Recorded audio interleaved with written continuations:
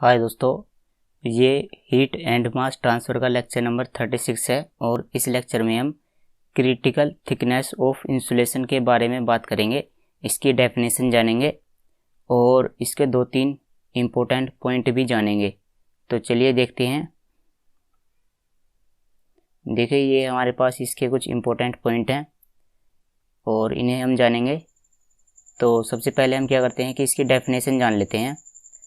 तो इसकी डेफिनेशन कुछ इस प्रकार है कि जैसे कि ये हमारे पास कुछ भी है, या तो ये स्पेयर है या ये सिलेंडर है। अब इसके ऊपर क्या है कि यहाँ पर एक इंसुलेशन है। ये क्या है? इंसुलेशन।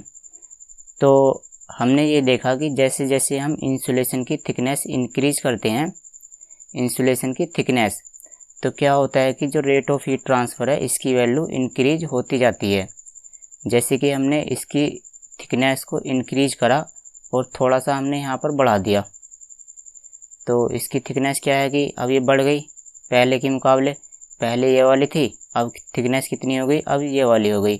तो मान लेते हैं कि जैसे पहले रेट ऑफ हीट ट्रांसफ़र था जैसे कि 10, और इसकी थिकनेस बढ़ाने की वजह से जो रेट ऑफ हीट ट्रांसफ़र यहाँ पर हो गया 11।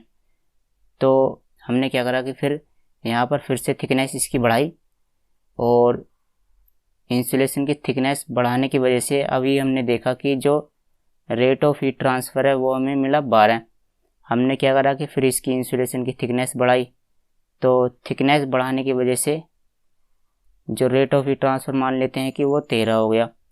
और फिर से अगर हमने जैसे इंसुलेशन बढ़ाई, तो इंसुलेशन की थिकनेस बढ़ाने की वजह से जो हमने देखा कि जो रेट ऑफ हीट ट्रांसफ़र है वो 13 से इस बार क्या हो गया? घट गया। मान लेते हैं कि जैसे कि वो हो गया 12.5। तो हमने देखा कि यहाँ तक जो रेट ऑफ हीट ट्रांसफ़र है उसमें लगातार इंक्रीमेंट हो रहा है। तो जब यहाँ तक इंक्रीमेंट हो रहा है तो ये वाली जो थिकनेस है, ये वाली थिकनेस क्या कहलाएगी? इसकी क्रिटिकल थिकनेस ऑफ इंसुलेशन। तो जहाँ तक भी आपका रेट ऑफ हीट ट्रांसफ़र में इंक्रीमेंट होता है तो उसी थिकनेस को हम कहते हैं क्रिटिकल थिकनेस, और इसे हम क्रिटिकल रेडियस भी कह देते हैं, क्योंकि देखो सेंटर से लेकर ये सरकमफेरेंस तक की डिस्टेंस है, तो इसे हम क्या बोल सकते हैं? Critical radius. तो क्रिटिकल थिकनेस या क्रिटिकल रेडियस, ये दोनों नाम सेम ही हैं। अभी हम जानेंगे कि ये जो इंक्रीमेंट है ये क्यों हो रहा है, इसका कारण क्या है। तो सबसे पहले इसकी डेफिनेशन देख लेते हैं। तो इसकी डेफिनेशन यही है जो अभी हमने देखी। तो देखिए क्या डेफिनेशन है, the thickness up to which heat flow rate increases. तो ऐसी थिकनेस जहाँ तक हीट फ्लो रेट इंक्रीज होता है, and after which heat flow rate decreases is termed as critical thickness of insulation. तो डेफिनेशन इजी है।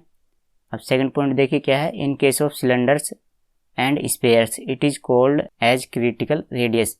तो सिलेंडर और स्पेयर के लिए हम इसे क्रिटिकल रेडियस कहते हैं, और सिलेंडर के लिए क्रिटिकल रेडियस कितनी होती है? K/H, और स्पेयर के लिए 2K/H। तो ये 2 पॉइंट आपको क्लियर हैं। इनके जो डेरिवेशन है स्पेयर और सिलेंडर के लिए वो हम अगली वाली वीडियो में करेंगे। फिलहाल इस वीडियो में हम इसकी डेफिनेशन जान लेते हैं। तो हमने डेफिनेशन इसकी पढ़ ली। अब देखो जो क्रिटिकल इंसुलेशन है इसका यूज कैसे किया जाएगा। देखो जो इलेक्ट्रिकल वायर होते हैं, तो मान लेते हैं कि जैसे इलेक्ट्रिकल वायर है और इसके ऊपर इंसुलेशन होती है, आपको पता होगा। तो ये जो इंसुलेशन है इसके ऊपर, ये इंसुलेशन का काम क्या होता है? ये हीट डिसिपेट करती है, ठीक है। और अगर हम बॉयलर की बात करें तो बॉयलर में क्या होता है, जैसे हमारे पास बॉयलर है, तो बॉयलर का काम क्या होता है कि जो इसकी अंदर वाली जो हीट है ये बाहर ना जा पाए। तो दोनों के काम अपोजिट है। यहाँ पर हमें हीट डिसिपेट करनी पड़ती है, यानी एनवायरनमेंट में हमें हीट छोड़नी पड़ती है, लेकिन हमें यहाँ पर हीट रोक करके रखनी पड़ती है। तो जो वायर होते हैं इलेक्ट्रिकल वायर, इसमें जो क्रिटिकल इंसुलेशन रखी जाती है वो कैसी रखी जाती है? आप ही सोच करके बताइए। जो वायर की इंसुलेशन की थिकनेस रहेगी वो क्या रहेगी? क्या वो क्रिटिकल इंसुलेशन या क्रिटिकल थिकनेस से ज़्यादा रहेगी या कम रहेगी? तो हमें क्योंकि यहाँ पर हीट डिसिपेशन इंक्रीमेंट करना है, तो यहाँ पर जो इसकी इंसुलेशन रहेगी वो क्रिटिकल थिकनेस के बराबर या उससे अधिक रहेगी, क्योंकि जो क्रिटिकल थिकनेस तक क्या होता है, जैसे यहाँ तक क्रिटिकल थिकनेस है, तो क्रिटिकल थिकनेस तक क्या होता है कि जो रेट ऑफ हीट ट्रांसफ़र है या हीट डिसिपेशन है वो इंक्रीमेंट होता है। वायर के लिए क्या होता है कि जो इनकी जो इंसुलेशन है उसकी थिकनेस जो रखी जाती है वो क्रिटिकल थिकनेस के बराबर या उससे कम रखी जाती है, क्योंकि क्रिटिकल थिकनेस तक रेट ऑफ हीट ट्रांसफ़र क्या होता है, इंक्रीज होता है।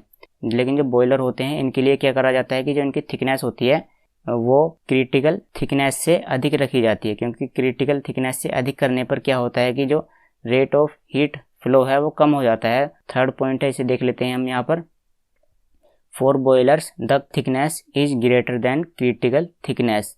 तो ये बॉयलर के लिए अधिक होती है, लेकिन इलेक्ट्रिकल वायर के लिए क्या होती है, या तो ये क्रिटिकल थिकनेस के इक्वल या उससे कम ही रखी जाती है, क्योंकि इलेक्ट्रिकल वायर के लिए हमें हीट डिसिपेशन इंक्रीज करना होता है। तो फोर्थ और फिफ्थ पॉइंट देखने से पहले हम क्या कर लेते हैं कि एक बात जान लेते हैं। जैसे कि हमारे पास ये क्या है, सॉलिड सिलेंडर है और इसके ऊपर क्या है, ये इंसुलेशन है। तो ये वाली रेडियस R1 और ये वाली रेडियस R2, और यहाँ पर एयर है और एयर का टेम्परेचर T एयर, और यहाँ पर H0 यानी heat transfer coefficient for outer side. तो रेट ऑफ हीट ट्रांसफ़र का क्या फॉर्मूला लिखा जाएगा, देखो temperature difference T1 minus T air upon, तो thermal resistance for insulation plus thermal resistance for यहाँ पर कन्वेक्शन के लिए, यहाँ पर जो कन्वेक्शन हो रहा तो इंसुलेशन के लिए ये थर्मल रेजिस्टेंस है, और ये आपका दूसरा वाला टर्म किसके लिए है, ये जो कन्वेक्शन के द्वारा यहाँ पर हीट लॉस हो रही है ये इसके लिए है। तो ये क्या है आपका कंडक्टिव थर्मल रेजिस्टेंस और ये क्या है आपका कन्वेक्टिव थर्मल रेजिस्टेंस। तो हमने ये देखा कि जैसे इसकी थिकनेस की इंसुलेशन इंक्रीज करी जाती है तो जो कन्वेक्टिव थर्मल रेजिस्टेंस है इसकी वैल्यू क्या हो जाती है, डिक्रीज हो जाती है।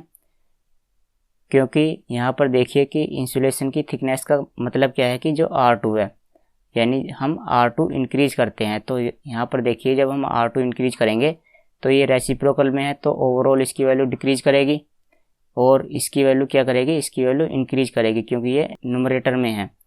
तो इसकी वैल्यू तो इंक्रीज होगी लेकिन इसकी वैल्यू क्या होगी, डिक्रीज होगी। तो इसकी वैल्यू डिक्रीज होने की वजह से इसका जो ओवरऑल इफेक्ट है ये जो सारा, इसकी वैल्यू क्या हो जाएगी, डिक्रीज हो जाएगी। जो इंसुलेशन की थिकनेस इंक्रीज करने की वजह से R2 इंक्रीज होगा और R2 इंक्रीज होने की वजह से इसकी वैल्यू डिक्रीज होगी, इसकी वैल्यू इंक्रीज होगी, लेकिन ओवरऑल जो इसकी वैल्यू है वो डिक्रीज हो जाएगी। तो इसकी वैल्यू डिक्रीज हो जाने की वजह से क्या होगा कि Q की वैल्यू क्या हो जाएगी, इंक्रीज हो जाएगी, क्योंकि ये दोनों कैसे हैं, रेसिप्रोकल हैं। तो यही वजह है कि जब हम इंसुलेशन की थिकनेस इंक्रीज करते हैं तो रेट ऑफ हीट फ्लो शुरू में क्या हो जाता है, इंक्रीज हो जाता है। तो जो हमारे फोर्थ और फिफ्थ पॉइंट हैं वो यही है। देखो, the addition of insulation always increases the conductive thermal resistance. तो यदि हम इंसुलेशन की थिकनेस को ऐड करते हैं तो ये जो है कंडक्टिव थर्मल रेजिस्टेंस ये हमेशा ही इंक्रीज करता है, ठीक है। लेकिन जो कन्वेक्टिव थर्मल रेजिस्टेंस है इसकी वैल्यू डिक्रीज हो जाती है। फिफ्थ पॉइंट में देखिए, but when the total thermal resistance is made of conductive thermal resistance and convective thermal resistance the addition of insulation in some cases may reduce the convective thermal resistance due to increase in surface area, then the total thermal resistance actually decreases and increases the heat flow rate। तो क्या होगा कि जो आपका convective thermal resistance है उसकी value decrease हो जाएगी, ठीक है, रिड्यूस हो जाएगी। किसकी वजह से, सरफेस एरिया में इंक्रीमेंट होने की वजह से, और उसकी वजह से जो टोटल थर्मल रेजिस्टेंस है, मतलब कि टोटल थर्मल रेजिस्टेंस का मतलब क्या है कि इन दोनों का सम, तो ओवरऑल इन दोनों की वैल्यू क्या हो जाएगी, डिक्रीज हो जाएगी, और इस डिक्रीमेंट की वजह से Q की वैल्यू इंक्रीज हो जाएगी। देखो जैसे कि ये इलेक्ट्रिकल वायर है, या मान लेते हैं कि जैसे ये सिलेंडर है। अब इस सिलेंडर के ऊपर हमने क्या करा कि ये इंसुलेशन चढ़ाई। अब इंसुलेशन चढ़ाने की वजह से क्या होगा कि यहाँ पर सरफेस एरिया इंक्रीज हो गया। पहले वाला सरफेस एरिया क्या था, ये था। अब सरफेस एरिया कितना है, अब ये है। तो सरफेस एरिया तो इंक्रीज हो गया, तो सरफेस एरिया इंक्रीज हो गया, तो इसका मतलब क्या है कि जो इसकी आउटर लेयर है वो एयर के कांटेक्ट में अब ज़्यादा है, तो एयर के कांटेक्ट में ज़्यादा होने की वजह से क्या होगा कि यहाँ हीट लॉस ज़्यादा होगा। तो आप समझ गए होंगे। तो दोस्तों आज की वीडियो में इतना ही। अगली वाली वीडियो में हम सिलेंडर के लिए rate of heat transfer calculate करेंगे। तो रेट ऑफ हीट ट्रांसफ़र के लिए वैसे क्या फॉर्मूला होता है, K/H, ठीक है, इसे हम कैलकुलेट करेंगे। और ये देखो डायग्राम है, ये क्या है, देखो ये सेम ऐसा है कि जैसे ये डायग्राम है आपका क्यों रेट ऑफ हीट ट्रांसफ़र और रेडियस के बीच में। तो शुरू में क्या होता है कि जैसे जैसे हम रेडियस इंक्रीज करते हैं, तो ये हमने क्या करा कि रेडियस हम इंक्रीज कर रहे हैं तो आपका रेट ऑफ हीट ट्रांसफ़र भी इंक्रीज हो रहा है। तो ये वाली लाइन क्या दिखाती है कि जैसे जैसे रेडियस इंक्रीज हुई वैसे वैसे आपका क्यू की वैल्यू भी इंक्रीज हुई। लेकिन कुछ समय बाद क्या होगा कि आप रेडियस इंक्रीज करने की वजह से क्यू की वैल्यू क्या हो जाएगी, डिक्रीज हो जाएगी। तो जहाँ तक आपका इंक्रीमेंट होता है क्यू की वैल्यू में, तो उसे ही हम क्या कहते हैं, क्रिटिकल रेडियस। तो ये क्या है आपकी क्रिटिकल रेडियस, ठीक है। यही वाला डायग्राम हमने यहाँ पर बनाया है, ये आपकी क्या है क्रिटिकल रेडियस।